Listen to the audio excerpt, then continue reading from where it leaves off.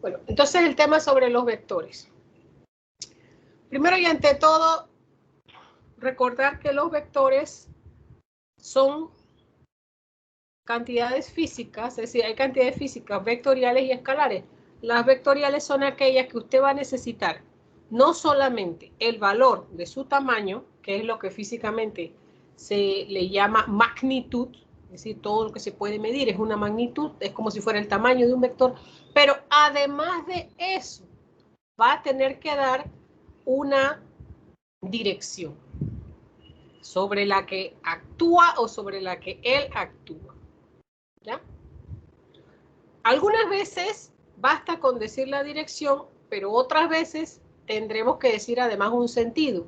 Porque, por ejemplo, si yo tuviera una horizontal, podría ser una horizontal a la izquierda o podría ser una horizontal a la derecha. Entonces, la dirección sería, va sobre la horizontal, pero el sentido sería derecha o izquierda.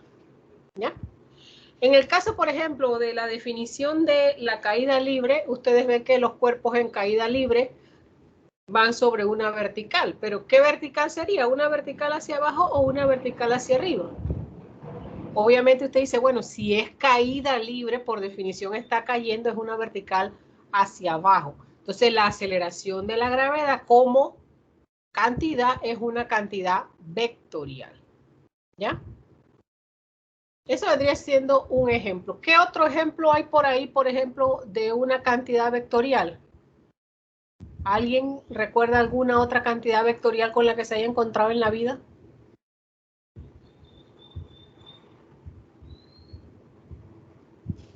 El viento.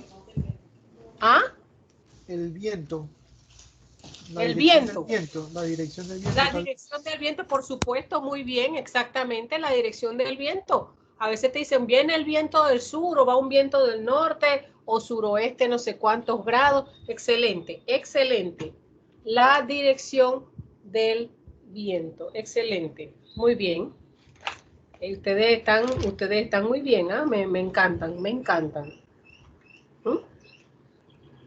Si yo quisiera, por ejemplo, llegar a una casa, por ejemplo, me dice, mira, vente a mi casa en Chorrera, y yo estoy acá en Don Bosco, ¿no? Pero yo no sé nada, de nada, ni siquiera sé de nada, ¿sí? Y entonces usted me dice, sí, mi casa está a 60 kilómetros de la tuya. ¿Yo voy a poder llegar a tu casa con solo que me digas que tu casa está a 60 kilómetros de la mía? No. No. Ninguna cantidad con la que solamente baste el tamaño para definirla y la unidad de medición, ninguna cantidad para la cual no sea suficiente expresarla con su tamaño es otra cosa que un vector. Es decir, el vector necesita tamaño, sí lo necesita, pero además necesita una dirección y a veces un sentido, como les iba diciendo, ¿sí? Entonces, en resumen, la magnitud es el tamaño del vector. ¿Ya? Es lo que vamos a ver ahora un poquito, porque a veces es importante, nosotros sobreentendemos que ya los muchachos saben todo eso porque ya ellos lo dieron. Recuerden lo que pasó, pues el año pasado fue un año catastrófico, entonces muchos no dieron el curso completo y entonces encima otras escuelas nombran a los profesores de física tarde y todo lo demás, ¿sí?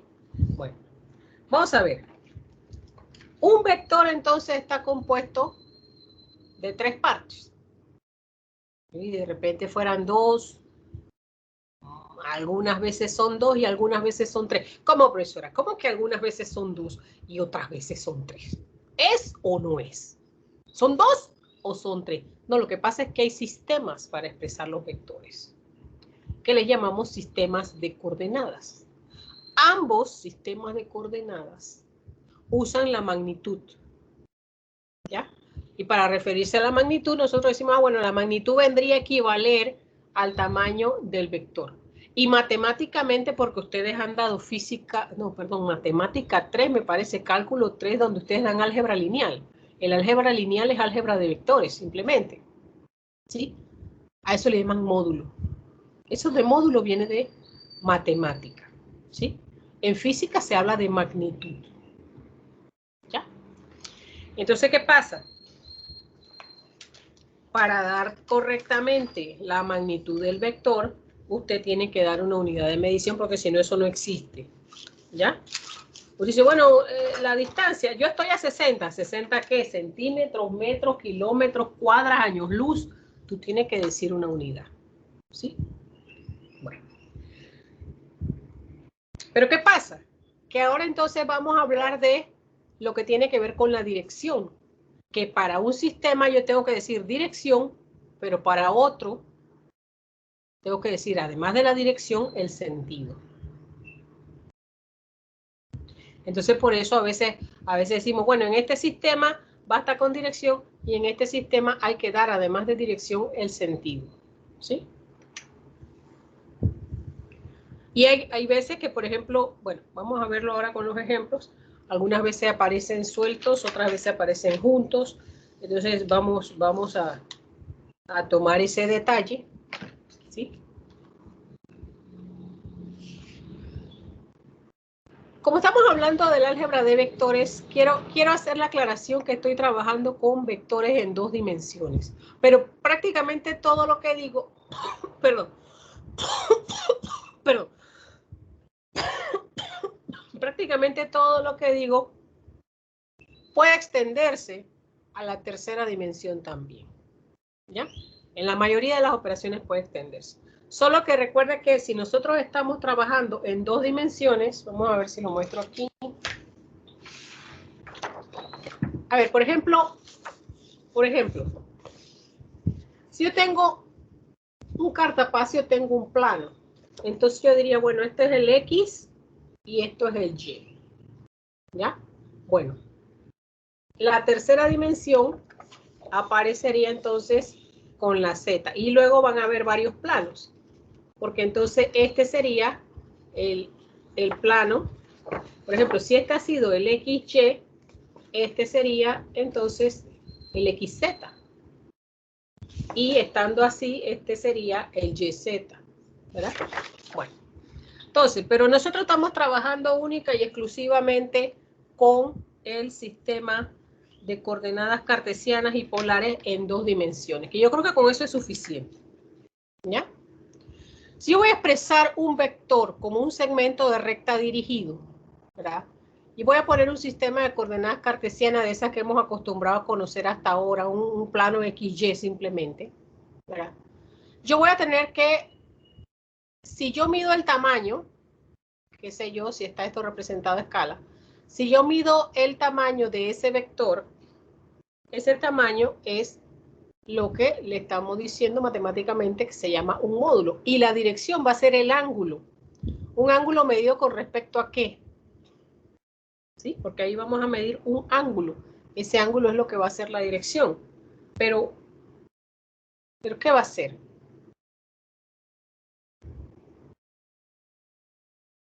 Bueno, el módulo va a ser cuánto mide ese vector. Y la dirección va a ser ese ángulo por arriba o por debajo de la referencia. Vengo enseguida, jóvenes, me disculpan.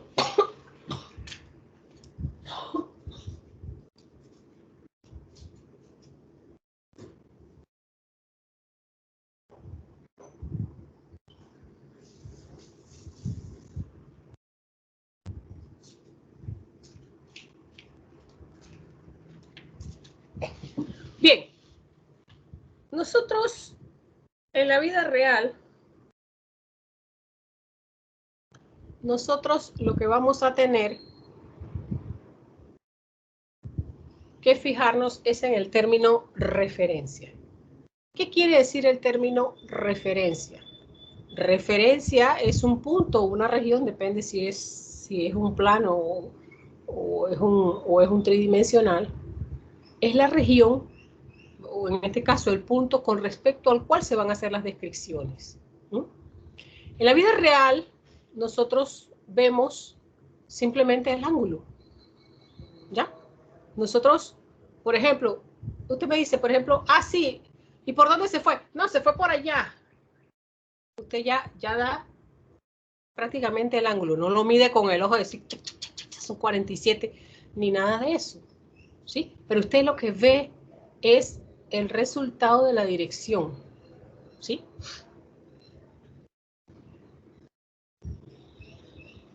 Pero, ¿qué ocurre? Que eso a la hora práctica, si usted me dice, no, la bola, ¿y por dónde se fue la bola? No, se fue por allá. No, mira, hizo así. No, cayó a plomo. No, lo lanzó para arriba. No, armó un arco así. No, se fue así, orillandito por el suelo. Usted puede decir en qué dirección se ha ido, ¿no? Pero en la vida real, si yo quiero analizar, yo muchas veces la trayectoria que ha tenido el cuerpo no me va a servir en el análisis. Así que entonces lo que vamos a hacer es que vamos a trabajar la dirección como una combinación de pequeños vectores, que es lo que le llaman los vectores unitarios, una combinación de vectores totalmente horizontales con vectores totalmente verticales. Así es que en el examen de física, porque en algún momento vamos a hacer ejercicios, exámenes, prácticas y todo lo demás. Si yo le hago una pregunta, como física es naturaleza, como es la vida real, entonces al final usted me da la respuesta en vida real. Usted me dice, bueno, tal vector que medía tanto, o tal cuerpo que medía tanto, o tal fuerza que medía tanto, se aplicó o actuó o se fue por la dirección tal, porque eso es lo que se vería, ¿sí? Pero cuando va a analizar, lo va a analizar pedacito a pedacito. Es decir, va a decir, bueno, mira, al final él queda en un punto que es como si hubiese caminado 20 a la derecha y 10 hacia adelante. Y él no se ha caminado 20 a la derecha y 10 a la adelante porque ha cruzado así. Pero es lo que equivaldría. Sin embargo, cuando te pido la respuesta física, te estoy pidiendo que me digas, no, es que él caminó eso en tal ángulo. ¿Sí? Bien.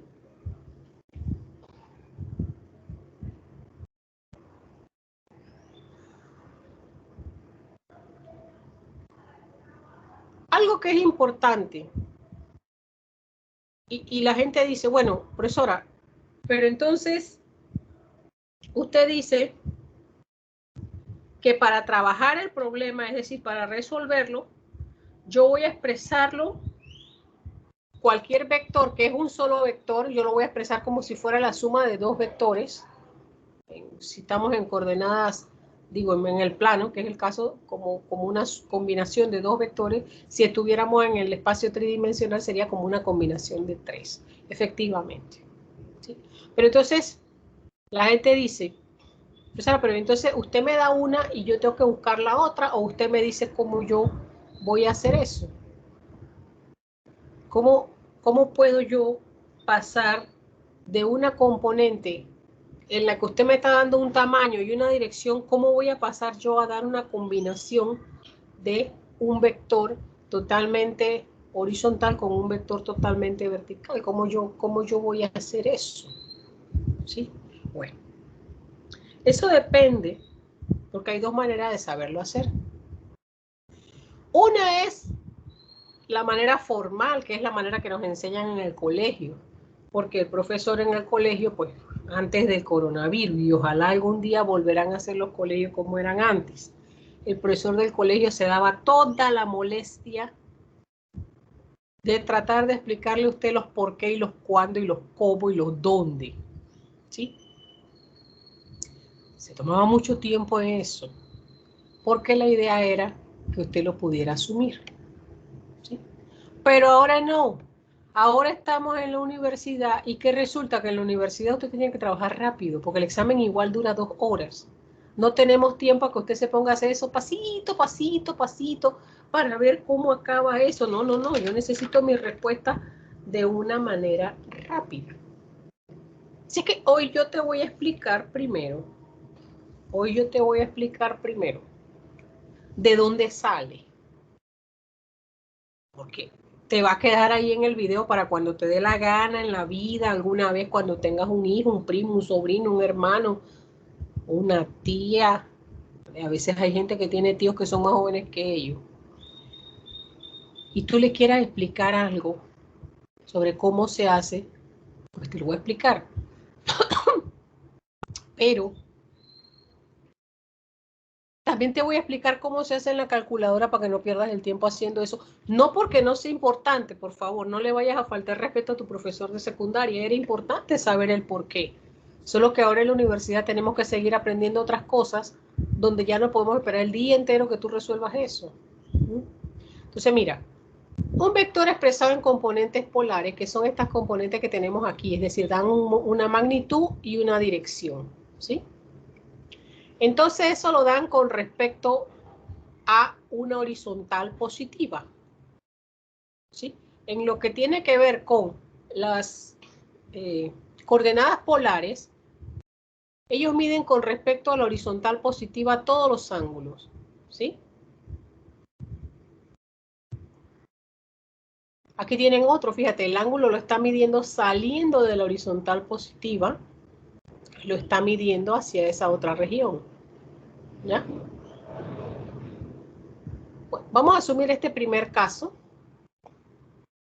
Recordarle lo siguiente, si yo estoy dando el ángulo con respecto a una horizontal, la componente seno es la del lado opuesto, la componente coseno es la del lado adyacente, y lo mismo pasaría aún si no fuese en lo que en componentes rectangulares denominamos el primer cuadrante o el segundo cuadrante, el tercero o el cuarto, ¿sí? ¿Por qué es importante esto? ¿Por qué de repente comienzo a sacarles estas cosas del seno y del coseno? Porque, como les dije, cuando vamos a trabajar la descomposición de los vectores en componentes rectangulares, yo tendré que dar componentes horizontales y componentes verticales. En el caso que yo esté midiendo los vectores con respecto a la horizontal positiva, el ángulo va de 0 a 360, que es 0 otra vez, es decir, da la vuelta completa. Eso de medir en la dirección contraria de las manecillas del reloj, que es como estamos midiendo estos ángulos, se llama la dirección levógira. Y la que va en las manecillas del reloj se llama la dirección dextrógira. ¿Qué? Profe, ¿eso de levógiro y dextrógiro qué? ¿Y por qué? Ah, porque las cosas cambian, te voy a explicar.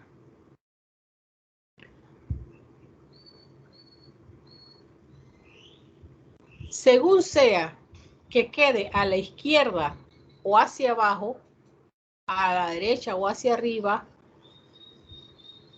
a la izquierda o hacia arriba, o a la derecha y hacia abajo, nosotros tendremos entonces que las componentes sean positivas o negativas y que una sea el seno o el coseno.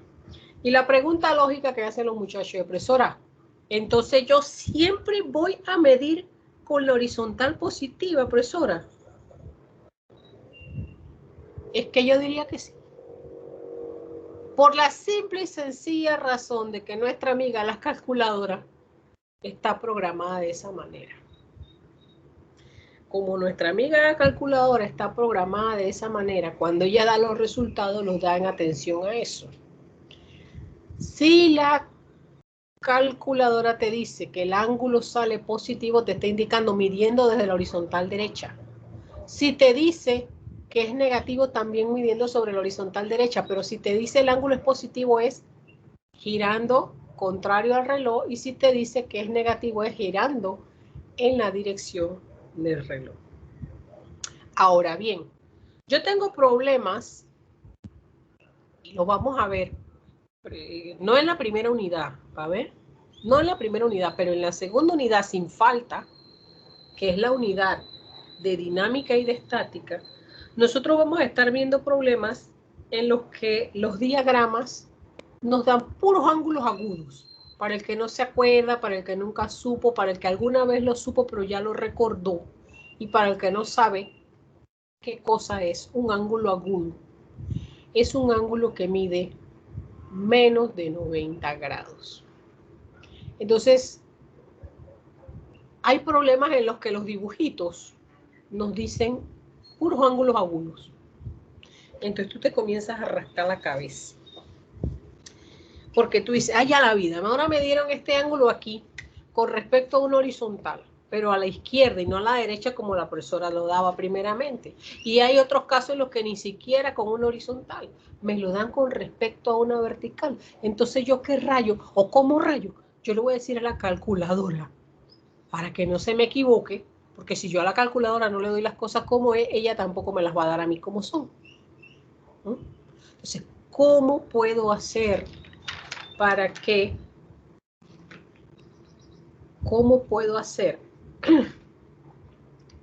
para que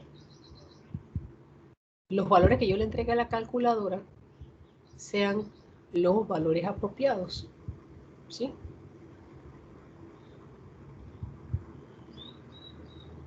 Bueno, una cosa buena tienen los ángulos agudos. Los ángulos agudos, que entre comillas serían ángulos todos de un primer cuadrante, si vamos a los valores absolutos, los ángulos de 0 a 90 grados son todos positivos. Las funciones seno, coseno y tangente. Todas son positivas. Entonces, en ese caso, tenemos que tener cuidadito, porque nos va a tocar a nosotros y a nosotras asignarle los signos a la función. Ahora no nos vamos a cortar la cabeza por eso. Simplemente en la mente, ¿verdad? Dice, bueno, todavía estamos cerca de la Semana Santa, para lo que se hace en la señal de la cruz. Arriba es positivo, abajo es negativo, a la izquierda es negativo, a la derecha es positivo. ¿Sí? Entonces nosotros le asignamos los signos a la función seno y coseno. ¿Ya? Vamos a poner algunos ejemplos. Pero antes de poner esos ejemplos, recordemos que no siempre va a ser dado con respecto a un horizontal. O sea, lo mejor que nos puede pasar es que esté dado con respecto a un horizontal, el ángulo. Pero no siempre va a ser así. ¿Sí? Así que ahora vamos a poner un ejemplo. Vamos a poner un ejemplo. En el caso de que el ángulo se lo demos medido con respecto a la vertical. ¿Y qué pasa si está medido con respecto a la vertical? Pues lo más importante para ustedes siempre va a ser lo siguiente. No se me olviden de la definición de seno y coseno. Si uno no se olvida de la definición de seno y coseno, uno está protegido contra las equivocaciones. ¿En qué sentido? Vamos a ver el ejemplo. Vamos a trazar un plano cartesiano bien burdo porque no encontré la regla ni tampoco encontré la calculadora. Fue horrible, jóvenes. La busqué. Yo dije, pero puede ser 3 meses y una semana y tu calculadora no aparece. Efectivamente, no pareciera física. La regla tampoco. Digo, Galia, 6 meses y no aparece la regla. No, no aparece. Y lo triste de todo esto es que yo vivo sola. Vean, vamos a acordarnos de la definición de seno y coseno. Para el que no se acuerda, para el que nunca supo, para el que no lo entendió y para el que ya lo olvidó aún habiéndolo entendido en su momento. El seno de un ángulo se define como el lado opuesto sobre la hipotenusa y el coseno de un ángulo se define como el lado adyacente sobre la hipotenusa. Fíjese que este ángulo está siendo medido con respecto a una vertical, que en este caso es la vertical negativa.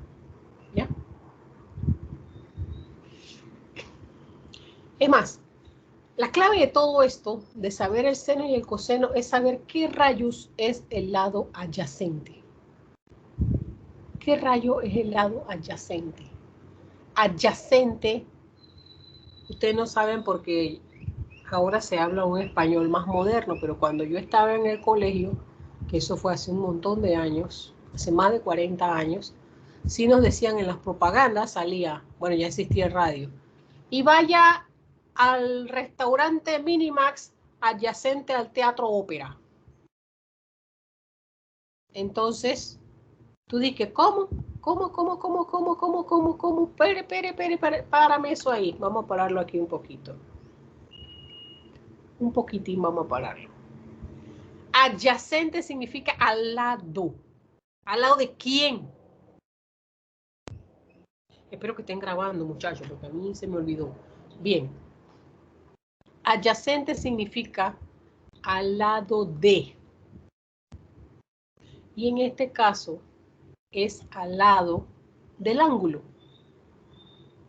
Lado adyacente es el que está al lado del ángulo. Es decir, el ángulo está formado por ¿quién? Por el vector con el que usted está trabajando y por el otro lado adyacente que forma parte del sistema de coordenadas cartesiano. Si usted elimina ese lado adyacente que forma parte del cartesiano, no tiene el ángulo, porque para medir un ángulo necesita dos rectas que coincidan, ¿sí? El lado adyacente forma parte del ángulo. Si tú quitas tanto el vector como el lado adyacente, cualquiera de los dos, ya no hay ángulo. Así que en este caso vamos a ponerle un par de numeritos ahí como para que más o menos se vaya viendo de qué quería yo hablar. Asúmete que, bueno, vamos a suponer que eso mide 7 unidades ahí de lo que sea y que esto acá mide 5.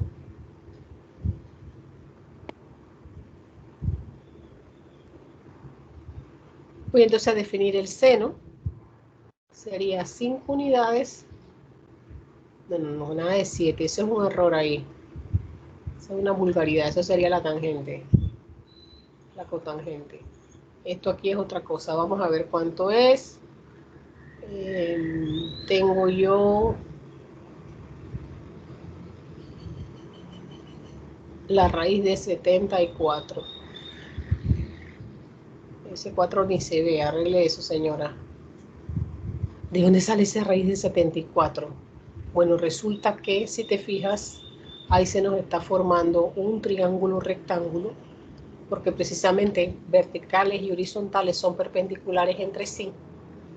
Y entonces, cuando tú haces opuesto entre hipotenusa, la hipotenusa, según el teorema de Pitágoras, el cuadrado de la hipotenusa es igual a la suma de los cuadrados de los catetos. En este caso, la componente horizontal al cuadrado más la componente vertical al cuadrado da 74. Y como decíamos que era el cuadrado de la hipotenusa, y aquí nadie quiere el cuadrado de la hipotenusa, quiere solo la hipotenusa, entonces la operación contraria al cuadrado es la operación de la raíz cuadrada. ¿Sí?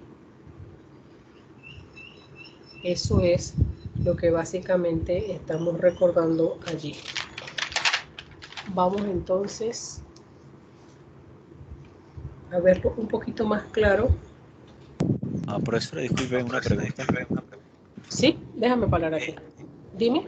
Lo que pasa es que estaba hablando sobre cómo medir, o sea, cómo diferenciar entre si estaba en respecto, o sea, si estamos midiéndolo respecto a la horizontal o a la vertical. Ajá. Y no sé si terminamos de esa parte. Es que Sí. no. Este está midiendo con respecto a la vertical, ¿no es cierto? Ok. Entonces, lo que decía era que teníamos que saber el concepto de seno y coseno. Correcto. Porque usted o sea, lo que pasa es que cuando estábamos en el colegio quizás no estábamos suficientemente maduros y el profesor a algunos les dijo, el seno se mide con la vertical y digo, la vertical sale con el seno y la horizontal sale con el coseno. Pero era porque él siempre les daba el ángulo con respecto al horizontal. Pocas veces le daba el ángulo con respecto a otra cosa. ¿Sí? Entonces, claro, el ángulo, digamos, el vector normalmente estará inclinado. Pudiera haber un caso excepcional que sea totalmente horizontal o totalmente vertical. Pero si un vector es totalmente horizontal o totalmente vertical, no hay necesidad de sacarle componentes porque está todo en una sola dirección. es cuando esté inclinado, que es importante sacar ambas contribuciones. Entonces, si usted tiene el ángulo medido con respecto a la vertical es parte del ángulo, porque así mismo lo estás diciendo. Tú estás diciendo, el ángulo está medido respecto a la vertical. Significa que parte de ese ángulo es la vertical. Con lo cual, la relación entre la dirección con la que se mide el ángulo, la del coseno, y la otra, la que queda, pues, la del seno. ¿Sí? Por eso cuando ellos dicen lado adyacente entre hipotenusa, te están diciendo el lado que forma parte del ángulo. Y es porque tú lo ves aquí. Ah, bueno, es que este ángulo yo lo veo medido respecto de la vertical. Así es que el coseno me da la vertical. En el caso que fuera acá, ponte que fuera este otro. En vez de ser Z fuera phi, digamos. Fuera un ángulo phi que estuviera aquí. Entonces, este ángulo está formado con la horizontal. Entonces, el coseno da la horizontal. ¿Ya? Listo, profesora, muchas gracias. Bueno. Bien, vamos a repetirlo de todas maneras.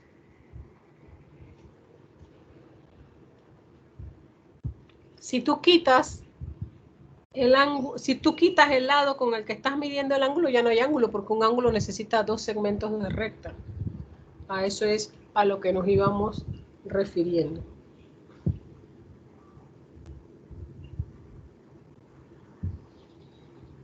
Entonces, acá voy a explicar nuevamente porque aparentemente en ese que hice hace un momento tenía el error, puse 7, después raíz de 71, después de raíz de, da la raíz de 74. ¿Por qué? Consistente con este ejemplo que nosotros hicimos de las componentes rectangulares, lo que se va a aplicar es el teorema de Pitágoras. Vuelvo y le repito. El teorema de Pitágoras aplica para los triángulos rectángulos. Hay otros triángulos que no son rectángulos y ahí no aplica el teorema de Pitágoras. Ahí utilizamos la ley del seno, la ley del coseno, otras cosas. Pero es que el teorema de Pitágoras es poderoso. ¿Por qué? Porque uno puede descomponer cada vector que está actuando en un sistema en X y Y. Y al final hacer una suma de todas las X y una suma de todas las Y y entonces encontrar el resultado. En cambio que cuando tú trabajas con la ley del seno y del coseno estás limitado a trabajar con dos vectores. Entonces es mejor aprenderse el principio de componentes rectangulares porque no vale solo para dos vectores, vale para muchísimos. ¿Sí? Vamos a poner en este caso el mismo vector que trabajábamos hace un momento porque no hemos terminado con él y vamos pues a que tengamos claro que más o menos lo que decía el compañero, no nos quedó claro qué era lo que se estaba midiendo ahí con respecto a la vertical. Ese es el enunciado del teorema de Pitágoras. La hipotenusa, que es lo que viene a corresponder con el módulo o magnitud del vector. ¿Ya? Mientras que aquí en la A vamos a tener a la componente horizontal, ¿sí? Y con B vamos a tener a la componente vertical. O pudiera ser al revés, digamos, si quisiéramos decir lo adyacente y lo opuesto.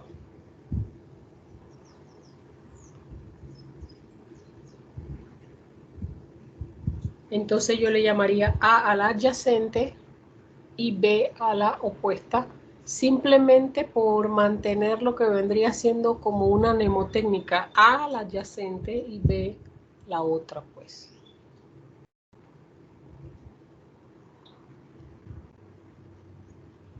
Y entonces en ese sentido, fíjense que la mente es necia, como casi siempre medimos con respecto a la horizontal, la mente nos traiciona, ¿sí? Sacamos el cuadrado de una, el cuadrado de la otra, y luego sumamos. El cuadrado de 7 es 49, el de 5 es 25, y luego para obtener la raíz cuadrada de un cuadrado, y así simplemente tienes la magnitud que es la raíz de 74. Ustedes que tienen por ahí calculadora pueden sacar esa raíz de 74, sería La raíz de 74 que sería 2 por raíz de 1.4 por 6.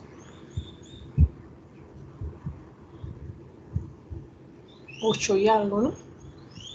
8 por 8, 64, 8 y algo. Bueno, no importa. El asunto es... ¿Ah? 8,6. 8,6. Muy bien, excelente. ¿Qué enredo entonces? Dice los muchachos, a veces se usa seno y a veces se usa coseno. ¿Mm? ¿Qué enredo? Bueno, efectivamente, a veces se usa seno con la vertical, a veces se usa coseno. Entonces lo que tenemos que procurar siempre es que la componente a la que hagamos referencia sea la adyacente. La adyacente es la coseno, eso es todo. Yo que les voy a pedir para que evitemos hacernos tanto daño, porque a veces nos hacemos daño innecesariamente. Entonces, vamos a evitar hacernos daño, ¿sí? Vamos a evitar hacernos daño y vamos a tratar siempre de medir los ángulos y de dar la respuesta con respecto a la horizontal. ¿Ya? Vamos a decir, profesora, ¿y por qué? Bueno, es que el curso de Física 1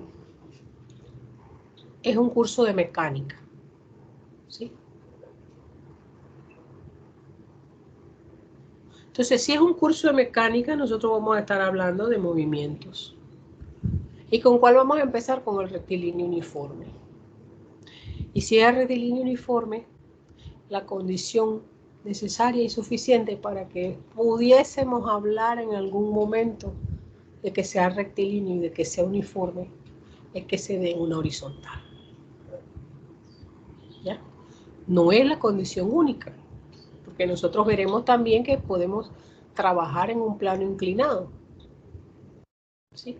Pero casi siempre nosotros vamos a definir los movimientos con relación siempre a una horizontal, porque nadie me va a decir, bueno, lo que pasa es que un platillo volador se eleva en la vertical, o sea, eso va a ser excepcional.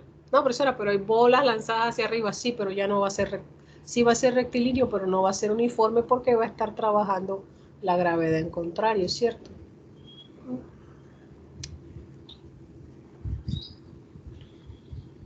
Y es que nosotros cuando decimos, bueno, nos miramos hacia el horizonte o alguien mira hacia el vertizonte, ¿no, verdad?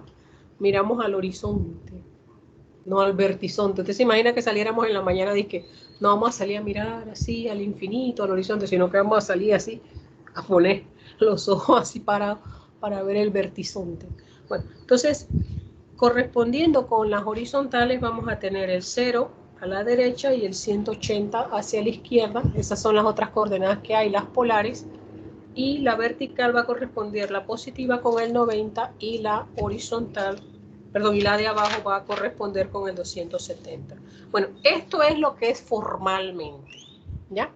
Vamos entonces ahora a los poquitos minutos que quedan a decir cómo todo eso que nos ha tomado casi una hora, en la calculadora sale con unos cuantos comandos. Y lastimosamente no he encontrado mi calculadora, pero algo recuerda a mi mentecita, ¿sí?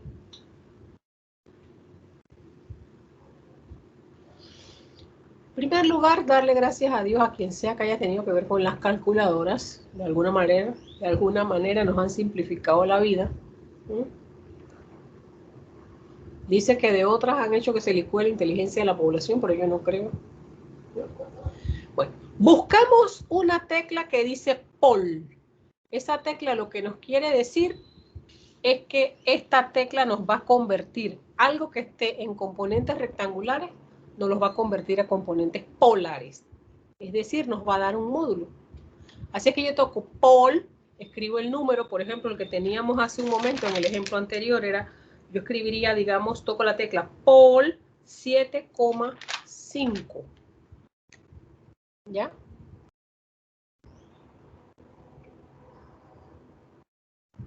y marco el signo igual. En las calculadoras más nuevas automáticamente le sale el ángulo y le sale la dirección, el ángulo que es la dirección, y le sale la magnitud primero.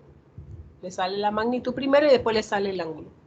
Pero hay otras que no están tan nuevas, entonces hay que tocar una tecla, que es la que está a la izquierda, donde está segunda función y todo eso, que se llama alfa, y tocar la tecla de tangente, y saldría la dirección. Entonces, con solo tocar Pol AB, nos saldría por lo menos el módulo. En las calculadoras más nuevas sale el módulo y el ángulo por ahí mismo. Y en las calculadoras más viejitas, tocaríamos adicionalmente alfa tan y nos daría la dirección. ¿Ya? Y eso nos hace evitar tener que utilizar que la tangente del ángulo es la división de la opuesta entre la adyacente, o obtener el ángulo como el arcotangente de la opuesta entre la adyacente. Y lo contrario también se vale, ¿sí?